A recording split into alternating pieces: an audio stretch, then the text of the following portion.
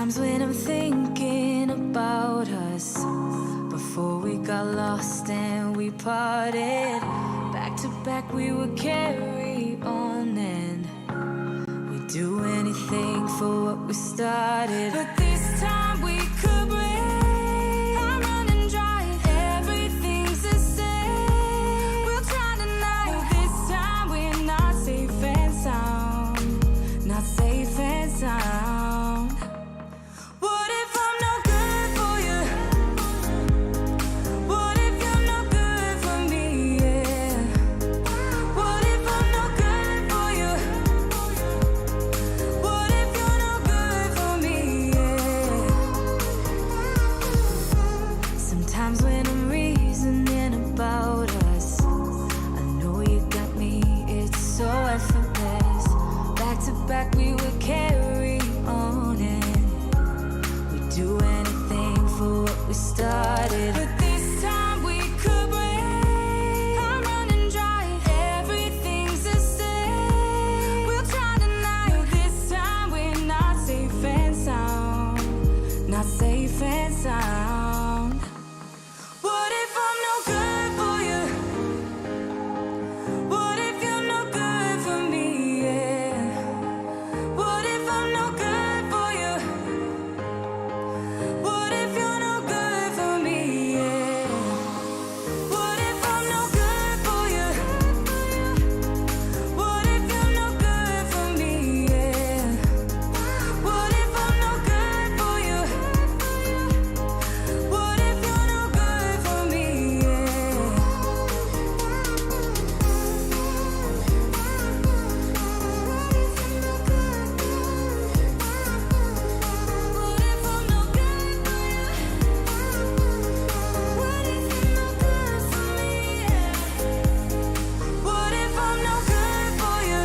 What if you're no good for me? Yeah. What if I'm no good for you? What if you're no good for me? Yeah. What if I'm no good for you? What if you're no good for me? Yeah. What if I'm no good for you? What if you're no good for me?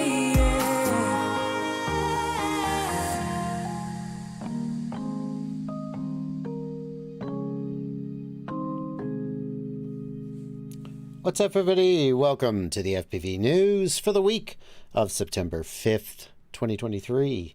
How you doing, Blunty? Good. I forgot to turn off my AC, and I'm going to drive me crazy when I edit this, and for everybody listening, so I got to turn that off. Hold on. Okay.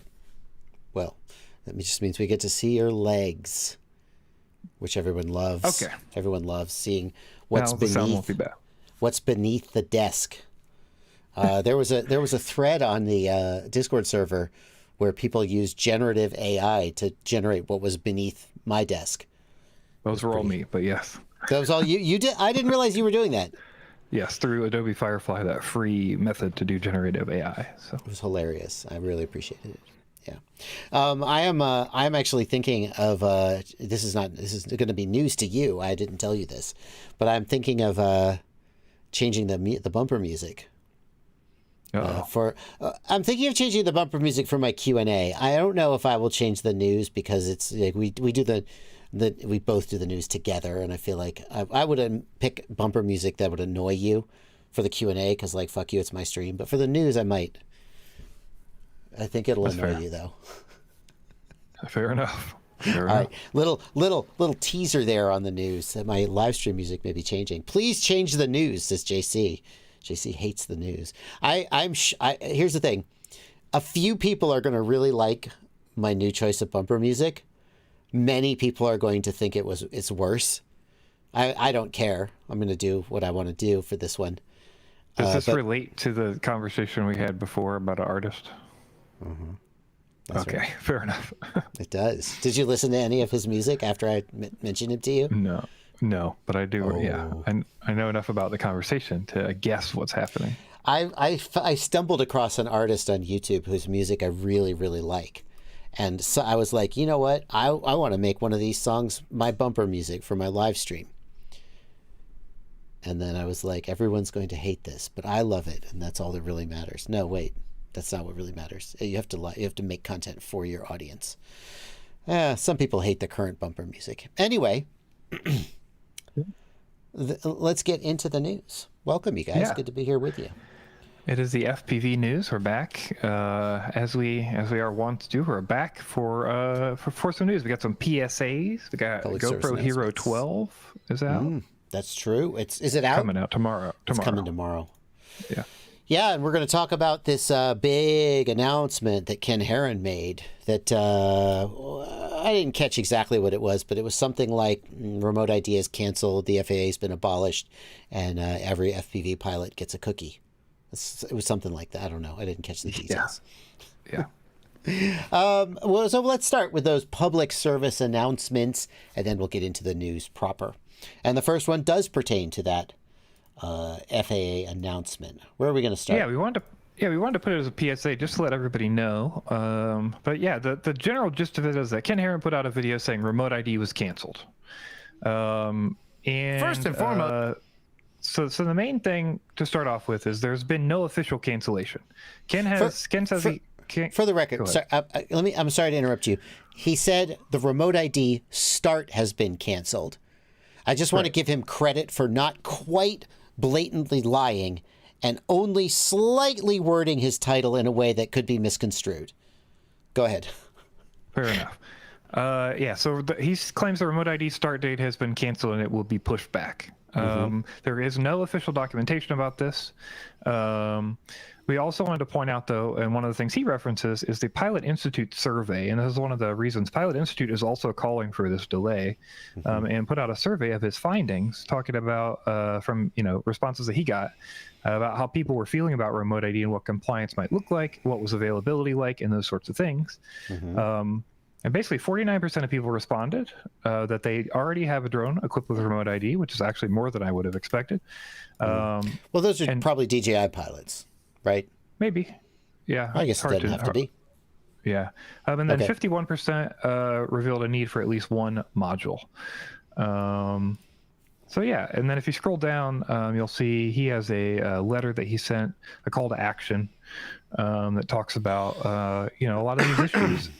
And, if there's 51% of people who reported needing a module, how would that work out if RemoteID is about to start? Do you really want to force non-compliance on, 25% of people or whatever? That would be, half of those people. So anyway, that's sort of the basis for the idea. Ken says he has a source, and the source said, hey, it's happening. There's going to be a delay.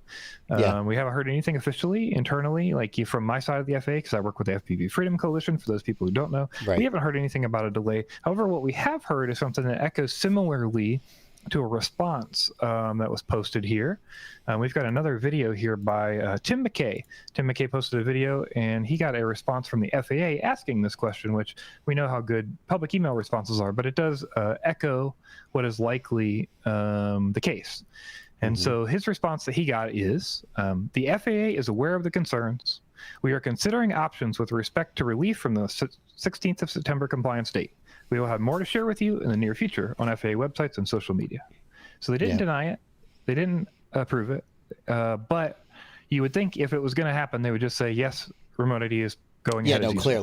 Clearly. So they're considering options. They're going through a bureaucratic BS in the background, trying to figure out what's going on. Part of the reason I think is rough, the Ken video is rough, is because he's got a source that says that, but I've also got sources that say that's not happening. So that's one of the things we said last week was we don't know. I mean, presumably Ken's source is like somewhat believable. Ken doesn't usually just make up bullshit.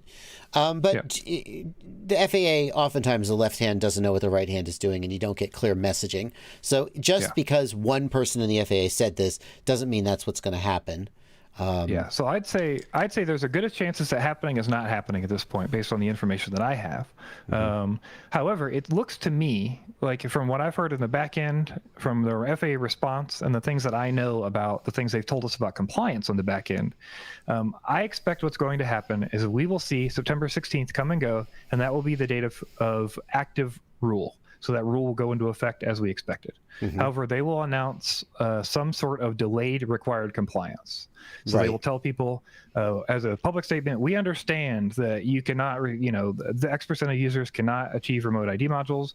We ask that any users that do have them, use them and comply, and those that don't, attempt to get them, and, we'll keep up with the, something like that, where it's like, we understand, we'll work with you. Over time, we're going to increase compliance, and we're going to try to get to a point where everybody's using remote ID. They're essentially going to say, we're not going to enforce this. You need to, the rule is in effect. We're going to use our discretion as a regulatory agency to not enforce it yet, but you guys need to get your ducks in a row. That's what I expect will happen. Changing the date would be difficult. Yeah, it's more of a thing, right? It's a lot bigger of a deal for them. So, again, this is the FAA. We've talked to a person in one department and had a completely opposite answer from another person in another department on the same day before, right? So they just really don't. Nobody really knows what's going on half the time. But like I said, this is what I would expect to happen, and what we know so far is nothing officially. So, realistically, I think anyone who thinks that suddenly remote ID is just going to be canceled and go away is in a fantasy land. Like if there's a delay of some kind in the enforcement, that's nice, but you still need to figure out what your response to a world with remote ID, and it is, whether that's compliance, non-compliance, or something in between. This delay will only buy you a little bit of time. And especially if you're somebody like a 107 operator, then I would not hesitate to get my ducks in a row unless you intend to not comply and accept the risk that takes. Yeah, absolutely. Ducks in a row. You guys, that's a phrase that people know, right? Yeah. Okay, great. I think so. Okay. So, much ado about very little. The other thing I want to say is, regardless of if they announce a delayed compliance date or not, I know from the backside that they've told us in multiple cases in multiple places that their goal is to do a slow rollout of progressive enforcement. Yep. So worst case, the first thing you're going to get, like we've told you before, you're going to get a slap. You're going to get like a, hey, here's an email to your YouTube account. You shouldn't be posting this because you've shown that you don't have a remote ID on the module and you're saying you can't do it. Or like, hey, we're out in the field and we're doing random checks. And if we find your randomly checked is wrong, then we're going to tell you to fix it and maybe issue some citation that's not a fine, right? Like it's going to be very loose. It's going to be trying to educate because they understand that people don't know this stuff. And that the general public is buying drones at Best Buy with no info, Their statement is that they do not intend to just suddenly start slapping down massive fines. They understand that there's a lot of confusion and they want to, well, some would say let you down slowly. Some would say boil the frogs slowly, which is, they know if they turn the heat up too fast, there'll be more backlash. And so they're going to turn the heat up slowly and just hope and probably will be right that we will just kind of accept it. That doesn't mean that's a guarantee. It just means that's what we've heard from the teams who are handling this stuff. So, we'll keep you updated. We should know, not by next news, probably. I would guess they're going to do it right before the date. So probably the news after that. Yeah. What would the punishment be for not complying and getting caught? The punishment would be a fine. This is a civil infraction. It is not a criminal offense. Sometimes civil infractions can become criminal offenses, and so, don't assume, but simply not having remote ID, it's hard to imagine how that would translate to a criminal offense. And the fine is, what's the fine typically? I'm not sure offhand, but I would guess a couple $1,000 at the most. Yeah, I think it's like $1,500 is like the number I've heard bandied around per infraction. So they can ding you for multiple infractions. I do want to say, I believe there's one way to prosecute people criminally as the FAA, and that is if you do not register. So just a reminder, your drones. If you're not registered at all, and then you have one of these incidents, and they find out it's your drone, then they can prosecute you under federal statute because you're not protected under the rule because you haven't registered to protect yourself. That's my understanding. Well, I definitely register all my drones, so I don't have that problem, but that's good to know. All right.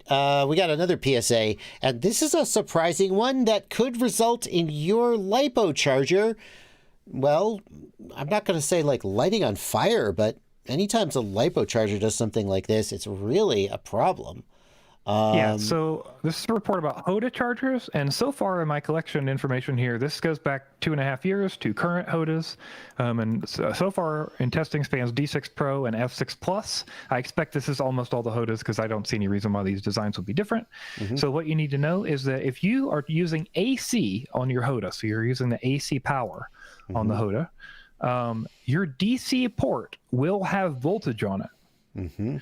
And it has full voltage, and it appears to be able to carry amperage. It doesn't. Yeah, it doesn't have any short circuit protection. Right. This user reported that they were charging with the HOTA, and they pushed that HOTA back on towards the wall. It hit a plug, shorted, and fried their plug. So their plug actually melted. It was enough to melt the plug. And then so he tested his and went to see if there was actually voltage on it, and there was. I asked multiple people in the Discord, which you got screenshots from, and even more replied that they did also have voltage on their HOTAs as well. So if you don't know about this, now you know. Make sure you don't have anything plugged into DC while you have AC plugged in. Right. Here's this happens charging or not, just with power. So here's what's going on here. You've got a DC input and you've got an AC power supply built into the charger. And either of those can power the DC charging circuit. So when you plug into the wall, the internal power supply powers up and it outputs 29 volts, I think is what it is, into the DC input of the charging circuit. But that is in parallel with the XT60 DC input, and so that also receives 29 volts. Now that makes sense, but it's kind of surprising that they don't have like a diode or something to prevent that voltage from appearing on that port, because number one, as happened here, if something does bridge those pins, there's not any current protection or fuse either, and it fries.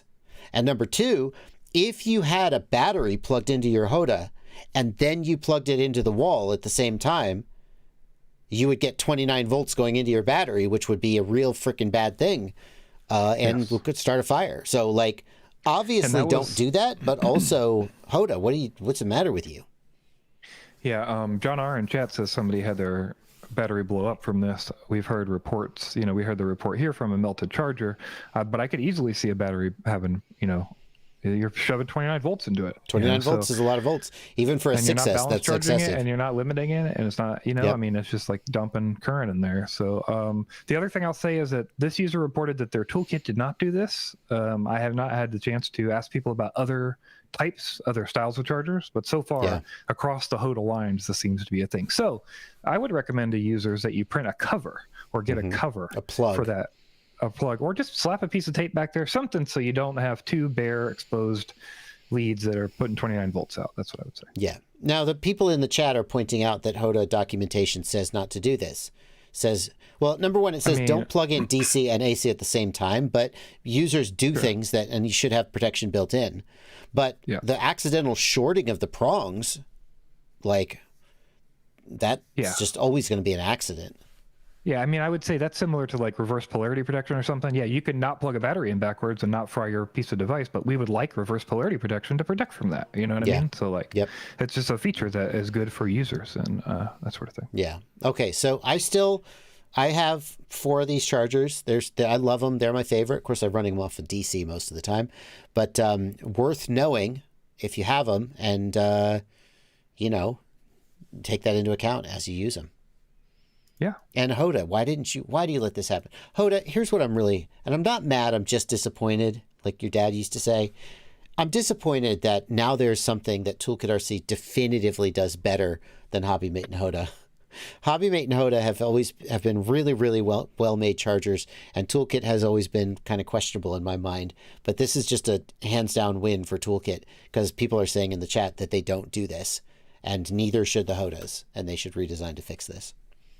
Yep. Okay. All right. Well, now you know. So don't fry something and let your friends know, that sort of thing. So. Okay. Now on to the first real piece of news. Yes, the first real piece of news. A new GoPro. Has it been 4 months already? Yeah, hasn't been super long, but we've got the Hero 12. And, some of these updates, you get something crazy.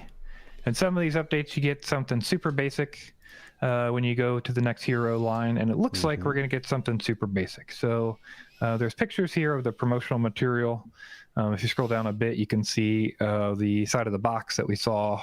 This is the only official technical specs currently, but there's leaks everywhere with the specs at this point. They're basically identical to the Hero 11, except for HDR, which GoPro confirmed today. It's got the 1-inch sensor, right? No, it does not. It has the same sensor as the Hero 11. Shut up! The leak said it had a 1-inch sensor, Blunty. Those what were kind fake of a, leaks. I want to live in a world where I can believe leaks. Yeah. Well, Not a 1-inch. So it's just a Hero 11 with HDR. And here's the thing. It could be good HDR. It could be HDR. Just like the 10-bit GoPro. The 10-bit is 10-bit. It is better than 8-bit, but it's not like giving you 14 stops of dynamic range like a real cinema camera with 10-bit and HDR and so forth. So yeah, what kind of HDR is it performance really? of that sensor, right? Yeah. Like it would be up to So I guess anyway, we'll find out. It is a new feature. They are trying to add something, but it's for a whole new camera. I think most people are not going to be interested in buying this unless there's some deal on it, or you're getting it for free as a replacement, or whatever happens there. So. Yeah, the Hero 11 was a nice step forward. That 8.7 sensor, or 7.8 sensor, whichever it is, that was a nice step forward. So, Hero 12, yeah, little right. baby step, big step, like the Star Trek movies, right? One good one, one bad one. GoPro's the same. And for anybody asking, the session is still nothing's happened with the session. We haven't heard anything. Confirmed. Hero 12 session releasing tomorrow. Ken Heron said it. Must be true. No, I'm joking. Oh, jeez. He's got a source. All right. Well, next up. Yeah, next up, we're going to let you know EdgeTX 2.9 is out. I'm way more excited about this than the Hero 12. Yeah, major release from EdgeTX. We also got a good summary on their Gitbook page that tells us some of the information about the changes that are happening there. There's been OpenTX conversion no longer happens. So if that's a thing for you, know that you can't go direct and convert OpenTX anymore. You'll have to import to EdgeTX Companion to be able to migrate from OpenTX properly. Just so you know. But you could just flash 2.6, right? 2.6 and then let it migrate and then push to 2.9. Yes. Yeah. Okay. Yeah. All right. So they've had some changes. We talked about these features a few weeks ago when it first went to release candidate. So some minor updates. Yeah, if you flip to the other link, there's a better summary, I think. They've put together a nice changes. Basically summarizes all PRs merged. So lots of small changes, good features. They actually added R9M access, which is kind of neat for anybody who cares about that. Just a lot of little changes and things that needed to happen. Or more major things, I'm sure that we can't tell are major because we don't know how the code is for it. But yeah, tons and tons of stuff here have been added just in the last version. So great. Well, very exciting. Looking for anything that really knocks my socks off. Added OTA flashing for FreeSky X10S and X12S receivers. Oh, exciting. Oh, well, if I used FreeSky receivers, I would give a shit. But yay, good for them. Yeah. Okay, cool. I think the main thing that I see is new hardware support. There's new radios that have come out since EdgeTX 2.8 for which there was no standard target, and now they've added targets for them, so that's good. Yeah. Just a reminder that the Pocket is not in this. RadioMaster Pocket is in 210. So yeah. So still going to be flashing in a nightly build for if you have the RadioMaster Pocket. Alrighty. Well, that's all very nice. Before we get on with the rest of the news, I think we should go ahead and do our plugs for the week. We should. It feels early, but it feels like we've only done a couple stories, but we're like a half hour into the news. I guess that means we've been having a good time. Fine. Let's do the plugs. You go first this time. Yeah, so first up is FPVKnowItAll.com, your website where you can go for the ultimate shopping list in FPV, and you get to find different categories, different things you might want to check out. You could check out, any of these things. 5-inch racing, for instance, you could check. But yeah, so you could go here and you get a list of all the things that you might want to pick out and why you might want to pick them out. There's some nice descriptions there. Lots of discussion. There's links. links to where you can get them. Different options for different categories and things. So lots of choices for you on here to check things out and decide what you might want to pick up. Yeah, if you're not sure what it is to buy in any category, head on over here and I'll make some suggestions for you. Also, I want to tell you about ItsBlunty's website. And really, Blunty, what I think people mostly want to know about is your one-on-one calls, where people can get on the phone with you or get on a Zoom call and you help them solve their problems. I actually have started just referring people to you when they ask me a question in email. They're like, hey, can you help me with this? And it feels like it's a long troubleshoot that someone should just hold their hand. And I'm just like, contact ItsBlunty on Discord. I have no idea if they are. Are you seeing like a lot more people? I wouldn't say a lot. Every now and then I get an extra person that comes from you, but not a ton. Okay, so I'm always available. Yeah. I'm always available for Discord chat for free over Discord, or if you need to voice chat, we can hop on and do screen share and voice chat for $50 an hour. So. Yeah, well done. We've also got the Joshua Bardwell livestream clips channel. If you love my live streams, but you don't get to catch every bit of my live streams, you can head on over to Joshua Bardwell livestream clips, and you could get highlights from the streams, or it's easily searchable, like RemoteID. You can just search for Bardwell rants about RemoteID, and all the times I've talked about RemoteID on my live streams, boom. Yeah, it's great. It's fantastic. So head on over there. We'd love to have you as a subscriber.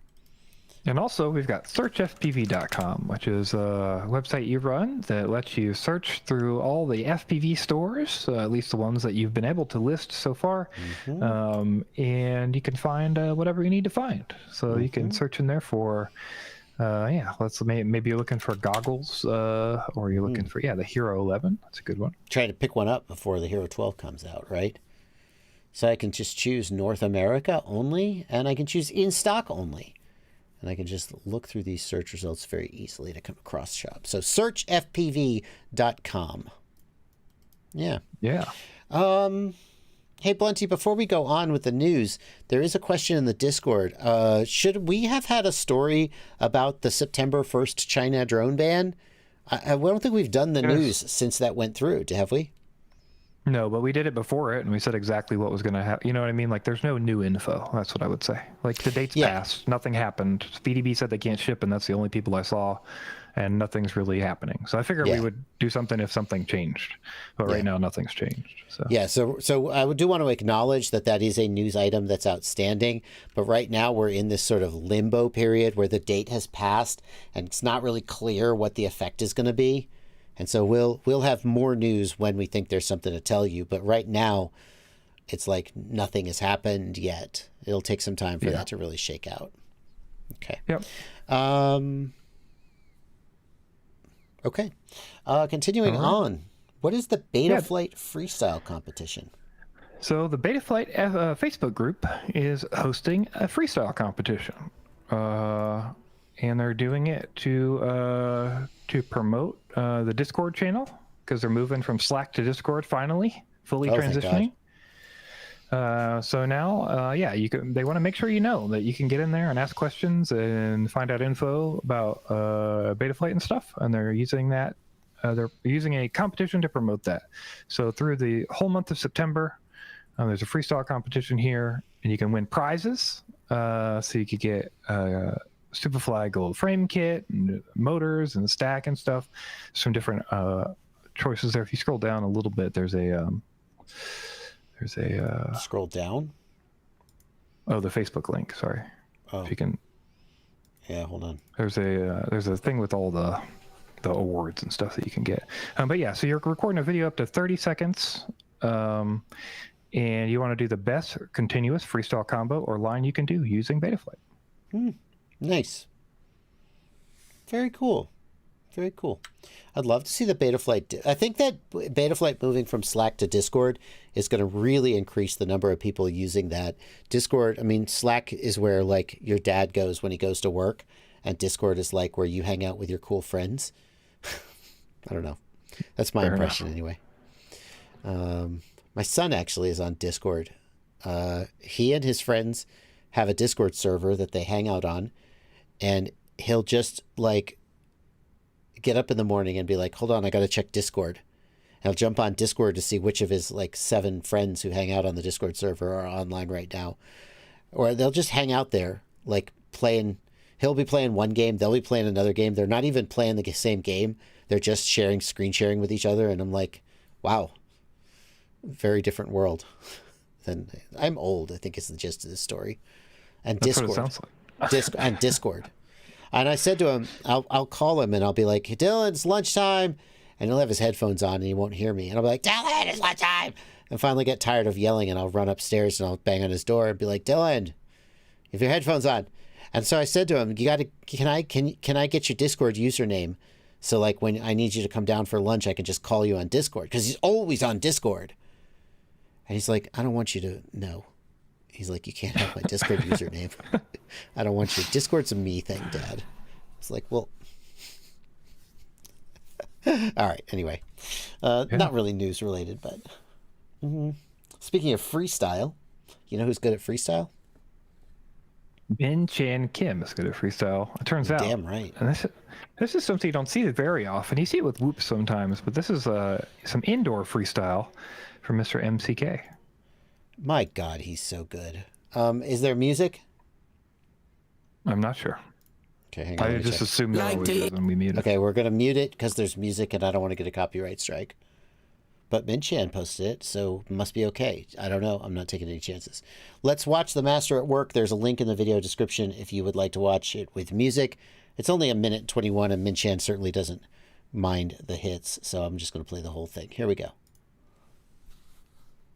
It's ridiculous. How this room is too small to freestyle in. Just stop. That's what most people would say. Oh my God. Oh my God. Jesus Christ, he's too good. With a whoop, what is he flying right now? It's not super clear, but he has a Cinewhoop on the couch next to him. It's not clear, though, if he's using that or some like 75 or 85. I don't think it's in the description. At least when I checked. Is he wearing DJI goggles? Yes. Is this a DJI whoop? Could be. This could be, I mean... Yeah, there's no link in the description of what he has. It's not what he's analog. flying. So this must be DJI. Okay, I could have done that. That one move there I could have done. He's preposterously good.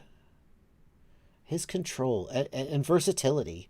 Like, he's this good with a 5-inch. He's this good with a whoop. It's just ridiculous.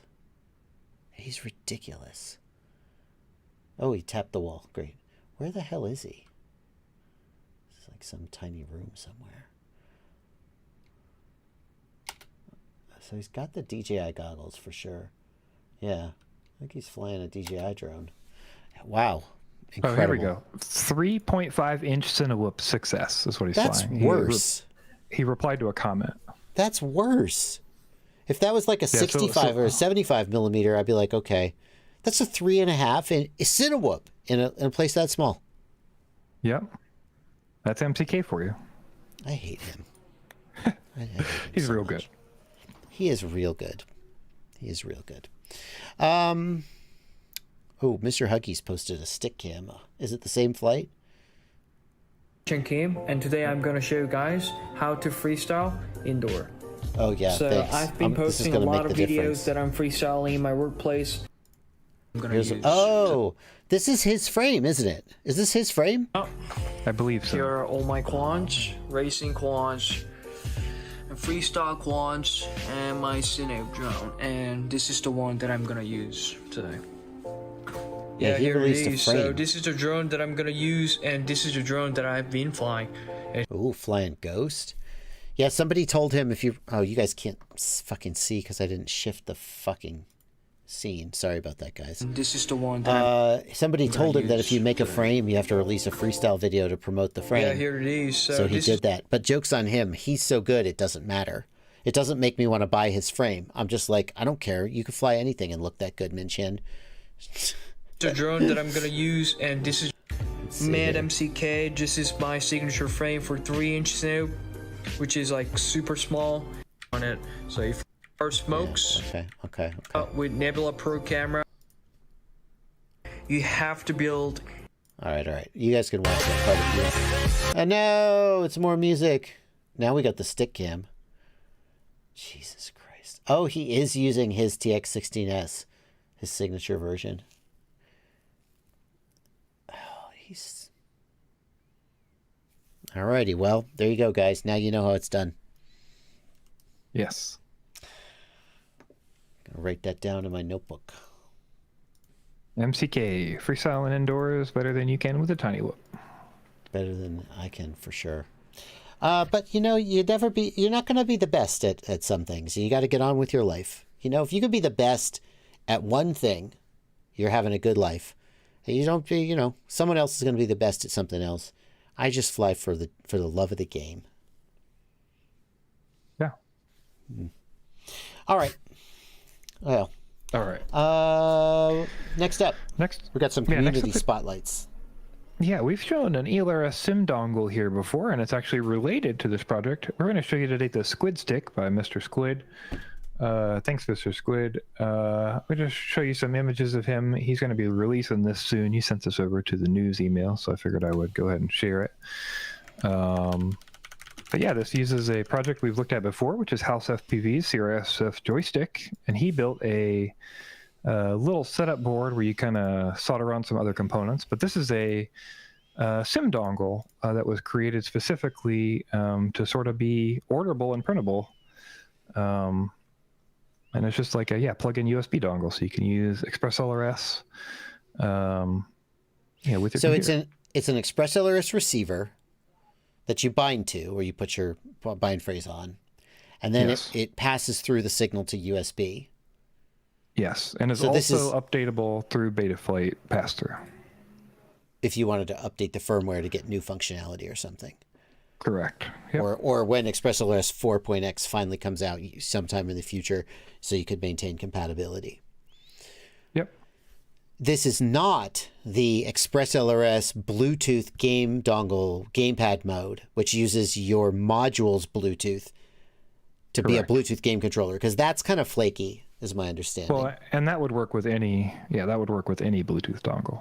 Right. This is specifically built, for this project. Okay. So that's interesting. I would be curious. Like, I always plug in USB to my controller because I don't want to take a chance that there's latency that really screws me up. SIM is hard enough. I wonder what the latency of this is compared to a plugged-in USB. Yeah, I'm not sure offhand, but I mean it should be. I would guess it's higher, but it depends on how it's handling the USB side of the code. Because it stands to reason it'd be higher. It's going to be whatever your OTA latency is plus USB. If you're plugged in directly to USB with a game controller, the mixer's passing directly to USB. So I bet it's faster. Yeah, right? You could set it to 1,000 hertz though, because you don't need any range. So that'll get some of that latency down. Yeah, I believe the default USB now runs on 1,000 hertz. So when it's pulling USB through EdgeTX. So. PropBreaker FPV says, I still don't understand why EdgeTX can't emulate a game controller. It can? It depends on what you mean by that, but I mean... You plug in when you USB, plug it in, and it says, hey, do you want me to be a game controller? And you say yes, and then it does. What am I missing? Not sure.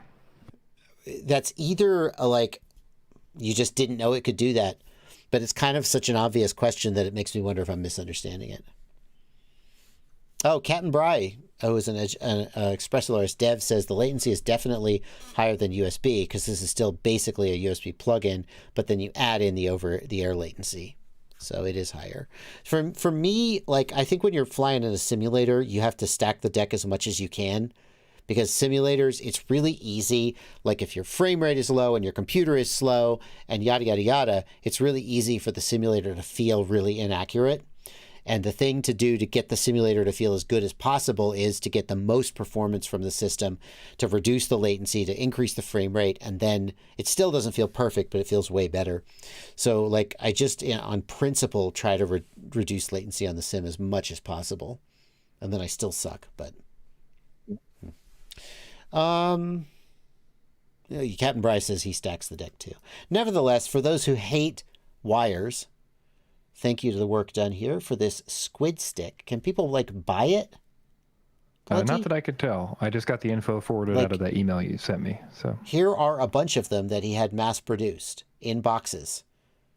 Presumably they're in a store somewhere. Maybe Brain 3D is going to sell them, but we don't know about that. Yep. Okay. We got one more community spotlight from our friend Ivan Efimov.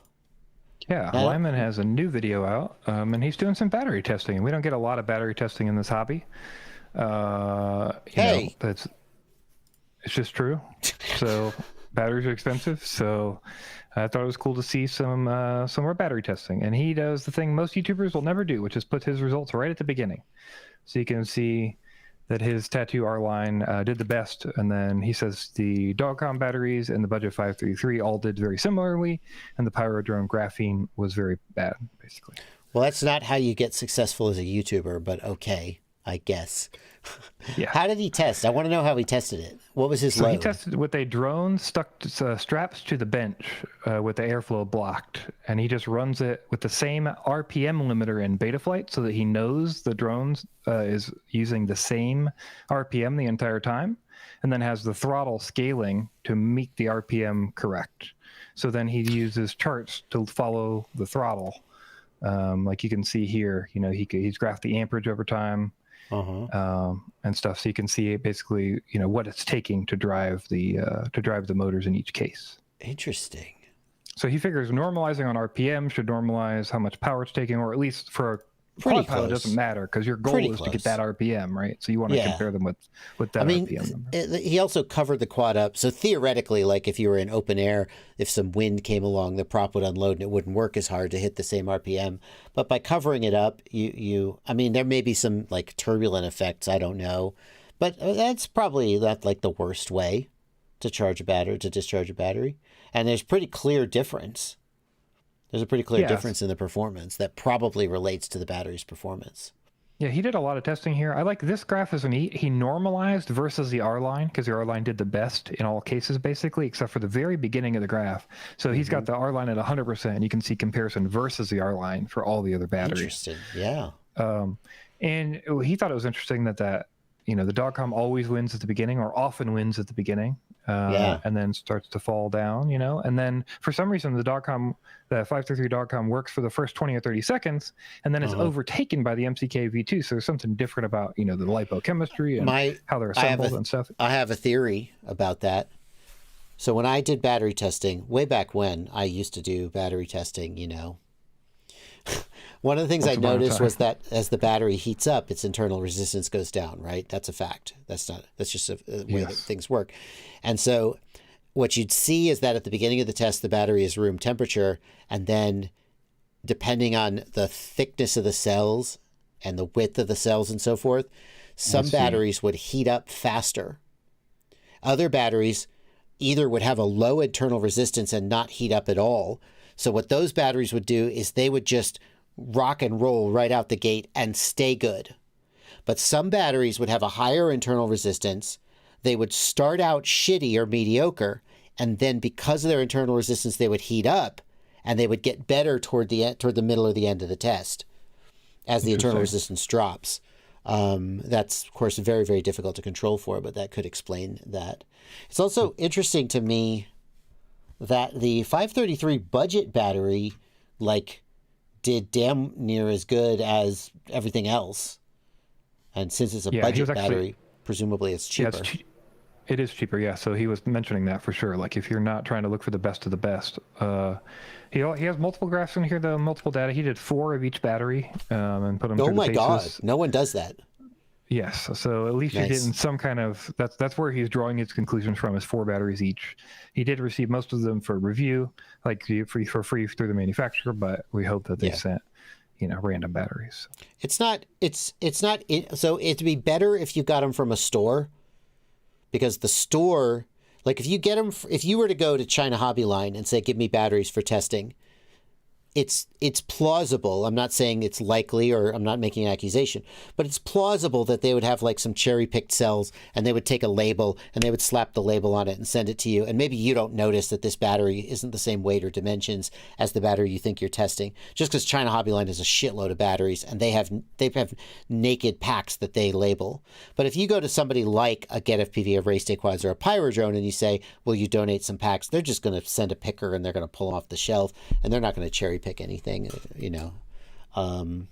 Yeah, very exciting. Lava Chemist is asking, was my battery test rig ever sent to Chris Rosser? So I don't want to make the news all about me, but I feel a little self-conscious about your little comment about battery testing, because I used to do battery testing. I actually crowdsourced a very, very expensive battery test rig. I did some testing for a little while, and then with one thing and another, I didn't do as much testing anymore. And I'm not going to make excuses or go into why that is, but that's what happened. Chris Rosser started a GoFundMe a little while back. He does motor testing. He's like, I want to do battery testing, and he says, I want to raise money for a battery tester. And I reached out to him and said, I have one and I'm kind of not using it. Do you want it? The current status of that is that it was sent back to West Mountain Radio, who is the manufacturer, to just get a sort of a recalibration, just to make sure it's still calibrated correctly, and just a refresh to make sure it's all good. Chris Rosser had some modifications he wants them to make to it, and I'll leave it to him to discuss what those modifications are when he's ready. And then it was shipped to him. So my understanding is at this time it is in transit to the UK for Chris Rosser to use. And hopefully we'll see more battery testing coming out in the future. It was a case where I really wanted to be someone who was doing that.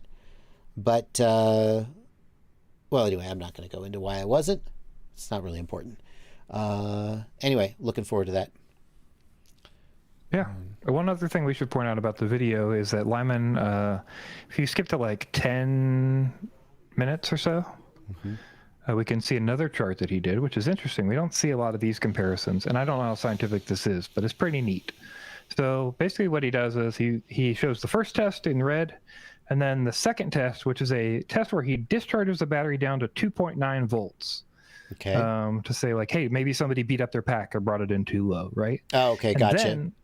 And then the black line is then running the battery again after the discharge and recharge. To see how much damage it took from going slightly below 3 volts. Correct. And in his testing, almost all of them were either the battery failed or it was really, I mean, it's a lot lower. You know, you can see in some of the views here, like you can see that black line is, multiple % of battery loss there, even with just this. Hang on, he ran it down. This line, what's the red horizontal line? That's just the normal test with the battery. Yeah. Okay, so we're normalizing to that. So here he does the original test. The second test is basically the same as you would expect, except at the very end, he tanks it to 2.9 and then stops and recharges it. So it didn't go below 3.0 by very much, just 2.9 volts. Right? Am I right so far? That's my understanding of his testing, yeah. And then he does another test, and immediately you can see it's doing much worse. Yes. Wow. And then taking it all the way down, and then he takes it all the way down to 1 volt, and you can see that it doesn't even make the entire capacity with going down to 1 volt. Interesting. Look how bad some of these are. Oh my God. This battery, which battery is this? Doesn't say. I'm not sure offhand. I think he says that he mentions a few of when he's talking about it, but so like this battery was, I'm going to guess that this is I could just watch the video, but why would I do that? I'm going to guess that this is the Tattoo, because I've heard from people who use them that Tattoos are very, very high performance, but also very sensitive, and it's easy to damage or kill them because they're such high performance batteries. They're also a little fragile. I believe he said it's the Dogcom 533. I just checked. Now I was wrong. So the other thing, though, is test D he does there is actually the Pyro Drone battery that he rated the lowest.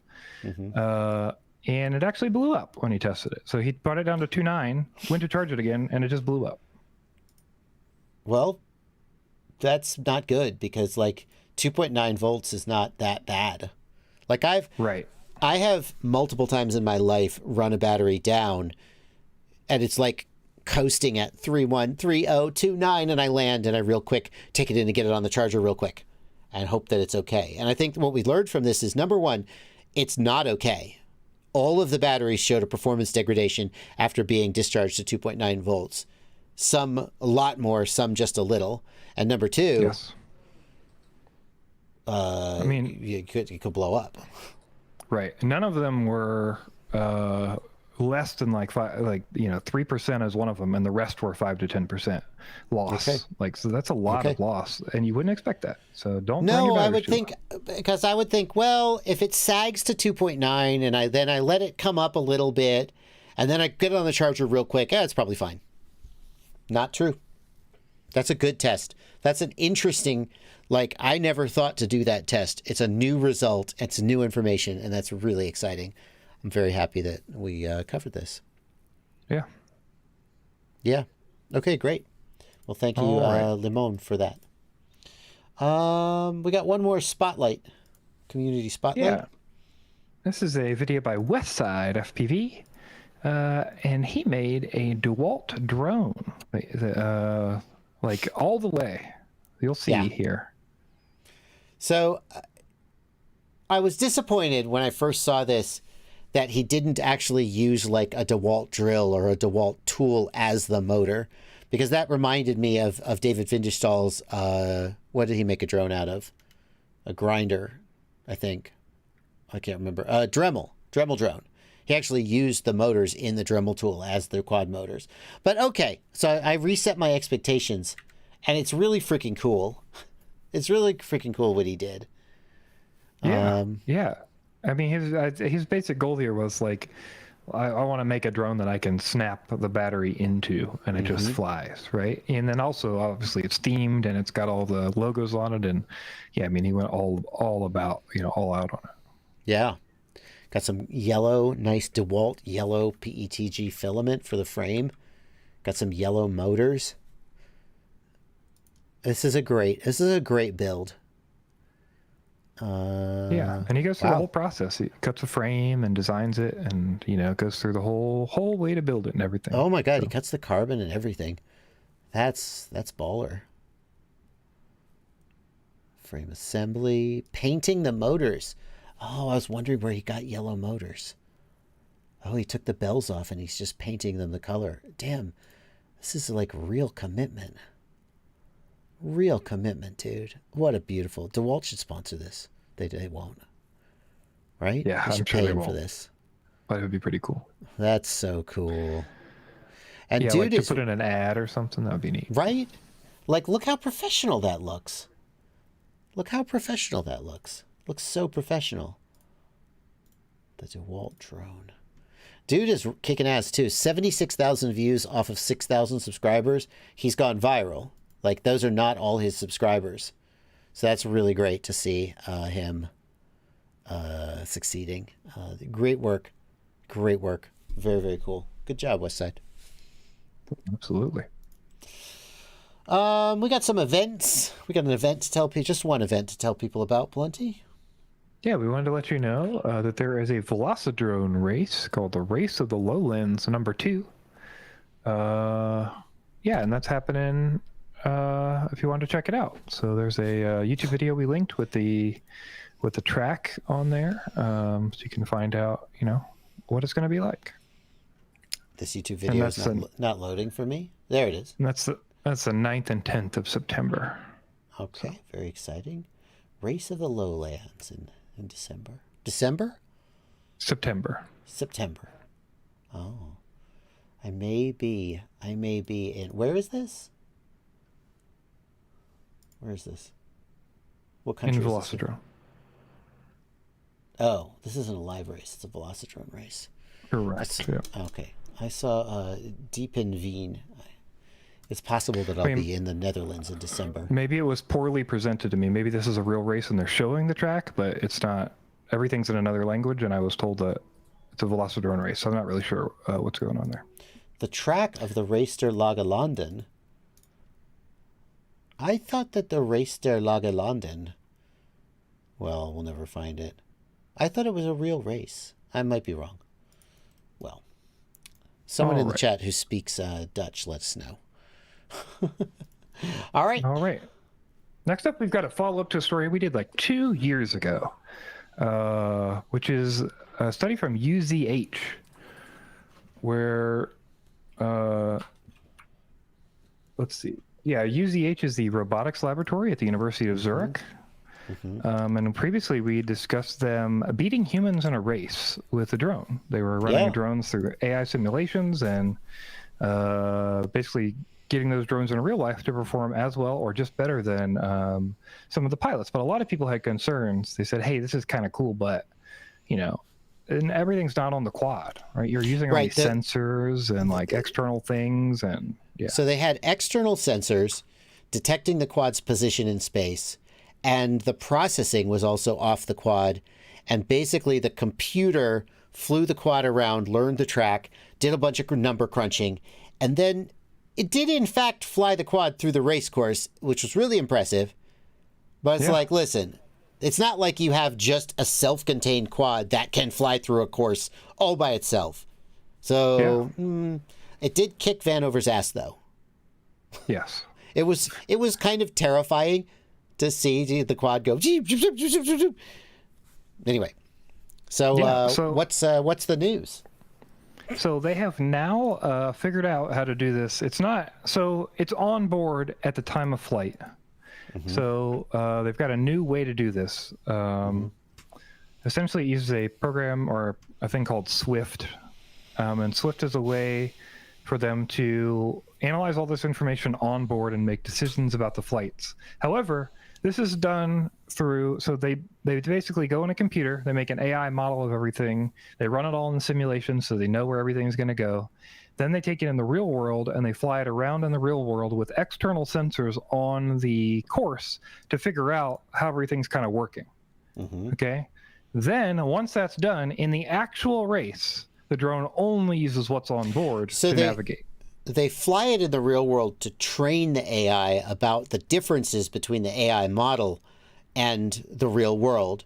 And then that refines the model so that later the drone can be There's nothing wrong with that. That's just how you train an AI, is to give it feedback from the real world. And I would argue this is like pilots running practice laps. Exactly. You know, you're walking around the track, looking at it. You've got a spotter. You know, there's different things that we can do as humans. The AI got some practice laps. Nothing wrong with that. Yeah. It had a little external help, but you could do that as a person too. Yeah, I think this is pretty cool though, that it's finally now doing everything, you know, live. Like basically my understanding is the camera can't really keep up with the processing software that they want to do on board. So they've got to do a lot of work ahead of time to plan for a lot of eventualities. But yeah, it's pretty cool. Yeah, very cool. Very cool. We're doomed. We're doomed. So right now, all this can do is detect gates and fly through gates. It's not a generalized... Oh, my God. It's not a generalized... What the hell move was that? Hold on. It's not a generalized sort of vision processing system. Did it? What? Did you see that? It kind of went backwards through that gate. That's extraordinary. No human would have done that move like that. I think some humans do kind of do moves like that, right? Where you like predict, like you flip like the wrong way almost, but you're like planning to go through the next gate, sort of. It looks a little weird because you're used to doing it. Yeah, you're used to doing it with cameras, but that like, I mean, I've done that in the simulator, but that's from angle mode, so I don't know. Do you see? I mean, that's kind of it hasn't really fully turned into the gate. It's going to kind of dive sideways through the gate. Yeah, it's throwing itself through the gate, then kind of flying back almost. Yeah, that's really something. I don't think a human would think to do that. I think a human would do it differently, would want to see through the gate. I don't know. Well, we could just watch Vano. Well, we can't see the human's laps here. That's really something. That is really something. All right. Well. Cool. Yeah, so we're getting farther and farther along with the AI. They're beating the humans regularly now. They can do it all on board. Yeah, and they've got a paper here if you wanted to learn all about it and you wanted to get in the deep math and the data and the stats. We've got all that linked in the show notes for you, along with everything else we've talked about today. So you can check out what's going on. The chat says I don't watch enough whoop racing, and if I did watch more whoop racing, I would know that pilots make that kind of move regularly. Yeah. Okay. Like I said, I've done that in the sim on a whoop, so. Well, I believe Yeah. you. Very cool. We got one more piece of news here. All right. I don't know. I know. Yeah, the UK CAA is asking for comments, including remote ID in the comments. So if you're in the UK or you want to make a comment there, we've got a link in the show notes to a PDF talking about the regulations, and then a call for input review page where you can submit answers to questions about those that they want to know your response on. So if you wanted to let them know about remote ID before it kicks in over there, this is your opportunity. Unfortunately, this is the 7th of September is the last day, so you got 2 days here, but you can hop in and make those comments. Okay. Great. You leave your comments, and they will definitely take them into account. That brings us to It's Barely News. Quick news stories that we don't have a lot to tell you about, but we thought you'd think it was cool that they existed. We just got a few of them here. Before we do It's Barely News, though, let's do our super chats. Can't forget those. Thank you, FPVN, for $2, and thank you for introducing me to Flatiron Pepper Company, they say. Flatiron Pepper Company does not sponsor any of my streams. I just really, really enjoy their pepper flakes. If you like hot food, if you like red pepper flakes, Flatiron Pepper Company makes pepper flakes out of more interesting peppers than just red pepper flakes. Really, really delicious mixes. Very, very good. Highly recommend them. Little plug there. MC's Creations, thanks for 5 reais. Hello there, guys, and everyone. Just said to say Pavel Spikowski had a battery explosion today, so try to stay safe. Yep. No one is immune from battery explosions. Stay safe, everybody. Number one piece of advice, I'll give it. I actually, I know a person who recently had a battery explosion. It turned out that it was because they accidentally plugged a 4S and a 6S battery together on a parallel board. Just got a little sloppy and screwed up. So, fortunately, we know why the explosion happened. But when the explosion happened, they went for the fire extinguisher. And I said, that's fine. But the first thing you should do is get the battery to a safe location because it's going to keep burning. The fire extinguisher will not put the battery out. And I recommended they get some big, thick fireplace gloves, big, heavy leather gloves, and have them near their charging station so that if a battery goes off, you quick put the glove on, grab the battery, chuck it out the window.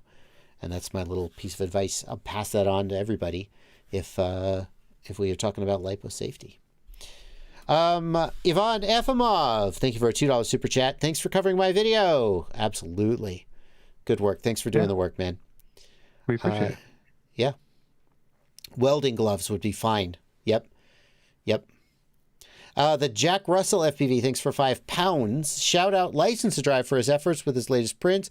Maytech RD24D on ElRS Facebook page recently. License to Drive has lots of amazing 3D prints. If you go to Thingiverse and check them out, License to Drive, one word, is their username. Lots of good 3D prints for receiver mounts and antenna mounts and so on. All right. Okay. We got It's Barely News now. We got to cover. We'll get to the end of the stream here, but got a couple stories to cover. The first one we've followed for a while now. It's the Yolo FC, and they've been working diligently, posted updates, getting prototypes out and sending them around. And they got one to Dominic Clifton recently, and he was able to get them some targets in Betaflight. So they've got the H725 and 735 target show up with the configurator, which will mean the H7 and the Hyperloop boards that they have should be going good. They've got their ICM and their barometer working. And yeah, they'll be doing test flights soon. I probably already have a post update. So yeah, it's cool to see a project like this get funding and then actually continue to put through product and get stuff out and make it happen. So. Yeah, and thanks to Dominic Clifton for helping this go. Just a real good guy in FPV as long as I've been in it. Absolutely. Despite what some people say about him, which I won't repeat. New York is going to monitor your Labor Day party with drones. And so this is... some people aren't happy about this. It's a little late because of the time we do the news, but we wanted to let you know about this and kind of cover it a little bit. So this has kind of gone both ways, where I think there are issues with this, but people are misunderstanding what's happening.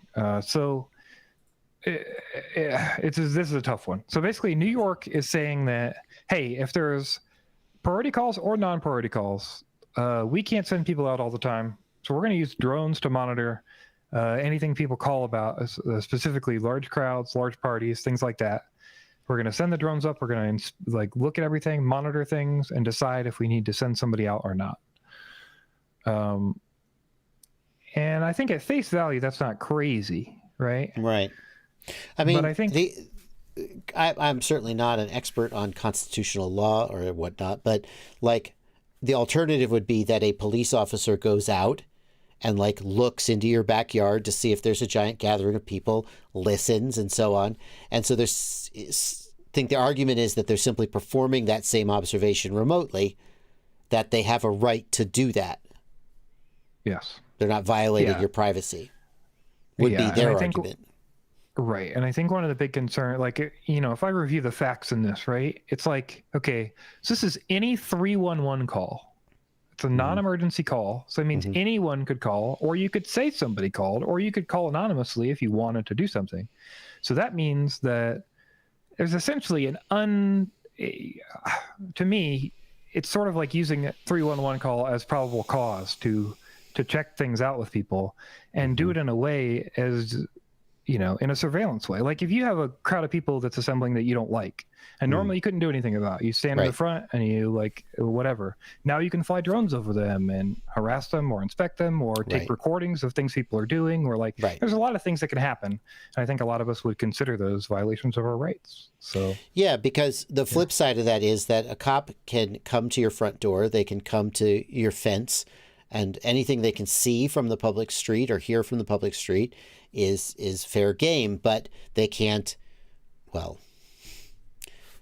theoretically, they can't enter your property without permission. And so if you've got a gathering of people in your backyard and you're not visible from the street because you've got a privacy fence, well, a drone could fly over your house and look down, and a cop from the street couldn't. And so there's the argument that there is a privacy violation being created by this. That would not be created any other way. Unfortunately, I think this one is pretty cut and dried because it's well established that looking into your property from the air is not a violation of your Fourth Amendment rights. I think that's the case.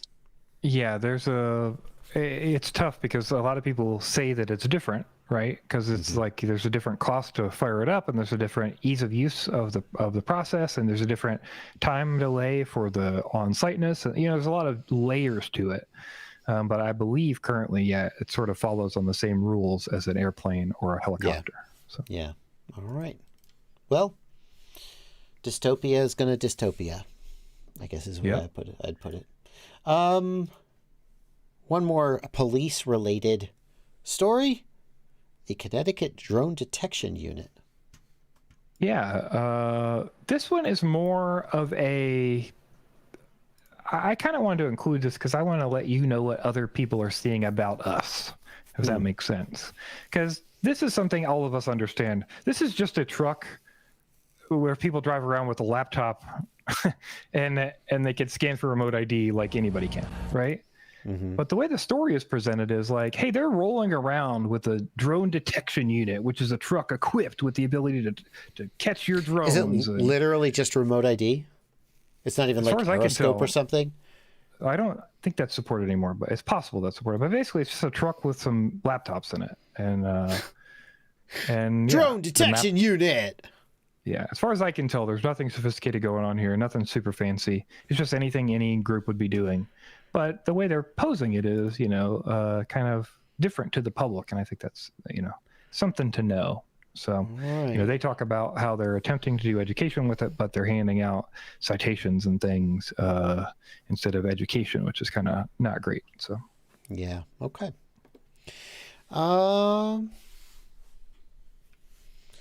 We got somebody here saying that there's a product you can buy that puts out lipo fires. It's impossible Well, a chemical fire extinguisher would put it out, right? Like isn't there a chemical fire extinguisher that you can use to put out like fires like that? So a lipo, my understanding is a lipo fire is completely self-sustaining. A lipo will burn in a vacuum. It'll burn underwater. There is oxygen inside the cell. So there's nothing you can do to stop the lithium cell from burning once it starts burning. You can extinguish the flames. You can contain the smoke. And so, for example, that's why the typical technique of dumping a bucket of sand on it is good, because the flames are sort of absorbed by the sand and the smoke filters out, and generally it just contains that. But nothing will, once a lipo cell goes critical, you can't like stop it from burning by smothering it or extinguishing it. Gotcha. You can just contain the damage that it's going to cause by spitting flame. Gotcha. That's my understanding. So there, for example, a lipo-specific fire response device might be a foam-based retardant that smothers the flames and contains the smoke, but nothing's going to stop the cell from going off once it decides to go off. That's my understanding. Gotcha. Yeah. So the takeaway is that the priority when a battery starts to go off, let's say it has 6 cells and the first cell goes, now you're not done because you got 5 more cells that are going to potentially probably go off. So your priority is to get that out into a place where it's safe to go off, not to try to stop it from going off, because you probably will fail at that. And then your priority is to extinguish secondary fires. That's how I think of it. Gotcha. Gen X says to put out large lithium-ion fires, use a foam extinguisher containing CO2, powder graphite, ABC dry chemical, or sodium carbonate. I just don't think that's possible. Anyway, no, I'm repeating myself. We would do some research. FireSafe Plus, A-Main Hobbies has a vid on it. All right, hang on. We're 15 minutes over, so who gives a fuck, right? Blunty's like, I'm going to go. I got to play something. Still have an AC, that's what I mean. You want your AC back on, goddammit. FireSafe Plus, A-Main Hobbies. I'm not finding this at all. Nope. Okay. All right, well, that is it. According to a quick Google, lithium metal battery. That's lithium metal? That is lithium metal. Lithium metal is different than lithium ion. Lithium metal requires exposure to oxygen to burn. Lithium ion cells have oxygen inside them. Don't confuse lithium metal with lithium ion. I'm going to fight this to the death. Okay. All right. I hate it when people think they're right and I'm wrong. Unless I am wrong, in which case I'm thankful. All right. Good night, everybody. Thank you, Blunty. Get your air conditioning back on and have a good night. Bye, everybody. Later, guys. See you next week.